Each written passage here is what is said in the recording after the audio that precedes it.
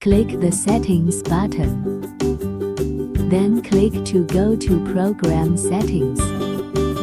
You can adjust the software-related configurations according to your preferences by clicking this option.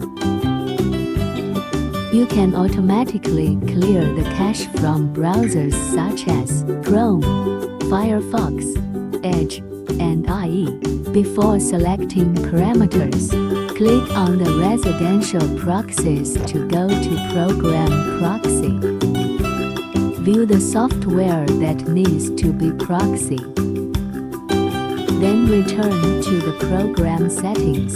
Select this parameter to automatically run the app when the proxy process successfully connects.